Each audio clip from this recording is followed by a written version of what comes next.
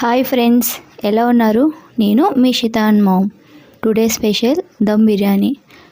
Last time gongura chicken పెట్టేటప్పుడు చాలామంది comment చేశారు ఫ్రెండ్స్, దమ్ బిర్యానీ రెసిపీని షేర్ చేయమని. అందుకే మీకోసం ఈ రెసిపీని తప్పకుండా ట్రై చేసి ఎలా వచ్చిందో కామెంట్ చేయడం మాత్రం మర్చిపోకండి. ముందుగా ఇంగ్రీడియంట్స్ అన్నీ ఈ విధంగా రెడీ చేసుకుని పెట్టుకోండి.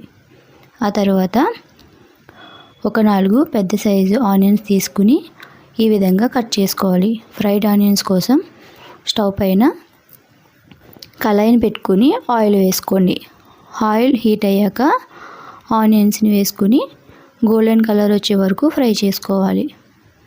వీడియోలో చూపిస్తున్నట్టుగా ఆనియన్స్ ఈ విధంగా ఫ్రై చేసుకోవాలి ఫ్రెండ్స్. ఇప్పుడు ఒక పక్కన పెట్టుకుని చికెన్ని శుభ్రంగా వాష్ చేసుకుని ముందుగా పక్కన పెట్టుకోండి. ఇప్పుడు చికెన్ని మ్యాగ్నేట్ చేసుకుందాం. ముందుగా కొరియాండర్ లీవ్స్ని, ఆ తర్వాత సన్నగా కట్ చేసి పెట్టుకున్న చిల్లీ, నెక్స్ట్ కర్రీ లీవ్స్, ఫ్రెష్గా ప్రిపేర్ చేసుకున్న జింజర్ గార్లిక్ పేస్ట్ని ఒక 2 టేబుల్ స్పూన్స్ వేసుకోండి. ఆ తర్వాత గరం మసాలాని ఒక 3 టేబుల్ స్పూన్స్ వేసుకోండి. నెక్స్ట్ 1/2 కప్ కారం, ఆ తర్వాత 1 టేబుల్ స్పూన్ పసుపు, నెక్స్ట్ మీ టేస్ట్కి తగ్గట్టుగా సాల్ట్ని వేసుకోండి. ఒక 3 టేబుల్ స్పూన్స్ పడుతుంది సాల్ట్.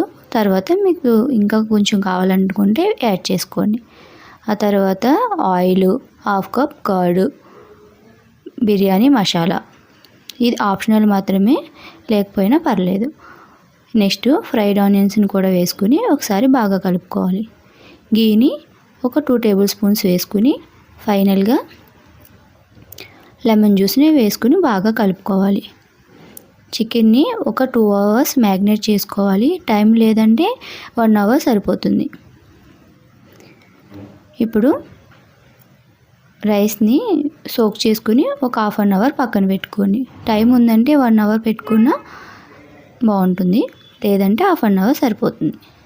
ఇప్పుడు బిర్యానీ ప్రిపేర్ చేసుకోవడానికి స్టవ్ పైన కళాయి పెట్టుకొని ఫ్రైడ్ ఆనియన్స్ ఆయిల్ వేసుకోవాలి. నెక్స్ట్ బిర్యానీ సామాన్లన్నింటినీ వేసుకుని ఒకసారి కలుపుకోవాలి. తర్వాత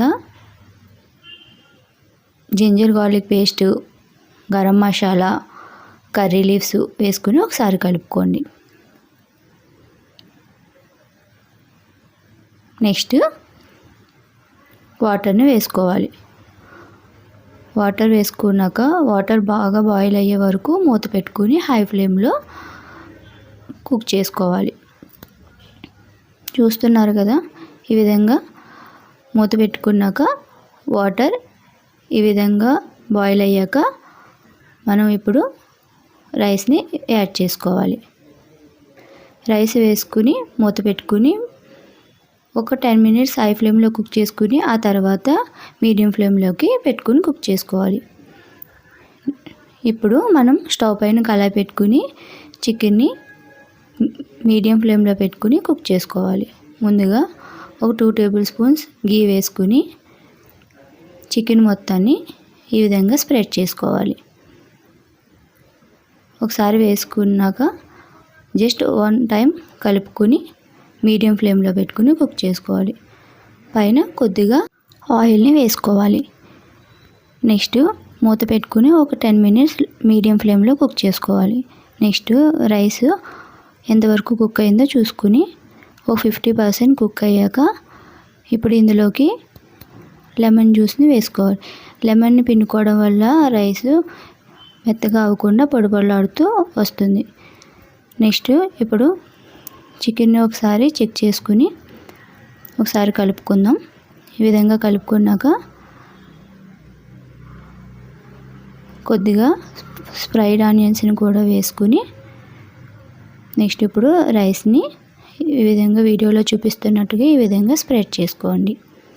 ఈ విధంగా స్ప్రెడ్ చేసుకుంటూ ఫ్రైడ్ ఆనియన్స్, అలానే కొరియాండర్ లీవ్స్, కర్రీ లీవ్స్, కొద్దిగా ఆయిల్ వేసుకుంటూ ఈ విధంగా వీడియోలో చూపిస్తున్నట్టుగా ప్రతి లేయర్ కూడా ఈ విధంగానే వేసుకోవాలి. వేసుకుని